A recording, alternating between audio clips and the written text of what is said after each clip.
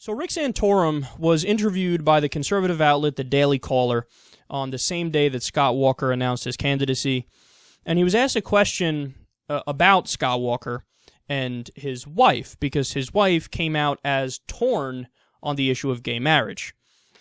Now, typically, whenever a candidate is asked about the family of another candidate, whether it's the kids or the wife or whatever, their response is something along the lines of, come on, family is off limits, and the race is about us and America and the policy direction we should go in, and it's about President Obama and how much he failed, and, yada, yada, yada. So you dodge the question, but you say, come on, that's not relevant to what's happening here. Not Rick Santorum. See, Rick Santorum is not savvy enough to know to do that. So here's what he said when he was asked about Scott Walker's wife. Quote, "Spouses matter. I saw that repeatedly with Republican presidents. When your spouse is not in sync with you, particularly on cultural issues, moral issues, what I've seen over time is that presidents as well as members of Congress tend not to be as active on those issues. Not to say they're going to change their positions. They rarely, to my knowledge, change their positions. They tend not to do things that put them out there, fighting this fight when they know they're going to have some disharmony at home." You know what my takeaway from this story is? The GOP is going to self-destruct again, just like it did in 2008 and like it did in 2012. Because they're just simply too out of touch with the rest of America to win the presidency right now. Look at Rick Santorum. He's asked about the wife of another candidate.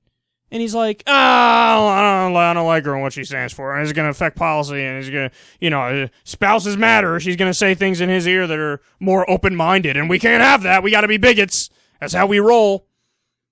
You know what else this tells me?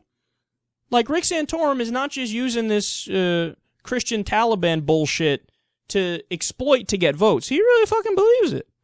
So you can look at a guy like George Bush, for example, and he, would speak about abortion, and he'd speak about social issues when he was running, and it was more of an act to try to dupe people over to get votes. In fact, Cheney said it at one point. Now, it's not like he did nothing on the issue with stem cell research. He kind of froze it, and I guess you could say he did 5% of what he promised to that base. But Cheney admitted, look, afterwards, he's like, we just use these dumb fucks, these religious assholes, to get into power. With Santorum, he really fucking believes it. He's like, no, I'm not fucking around here, man. I'm so insane and right-wing and moralistic on social issues that I'm even going to attack the wives of other candidates because they're not bigoted and crazy enough.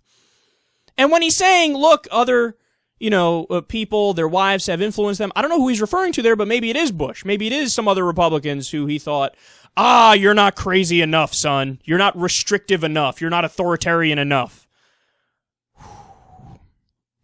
My only response to this is, go ahead, Rick. Go further down that path. All the Republicans, keep attacking each other, man. This is why the Republican donors came out recently and said, stop, you fucking crazy people. You're going to ruin it. You're going to ruin it again. No, my response is, don't listen to those guys. Go ahead. Keep going down this path, and then watch how you get destroyed in a general election. Because here's what's for sure. If you keep talking like this, you're going to get destroyed.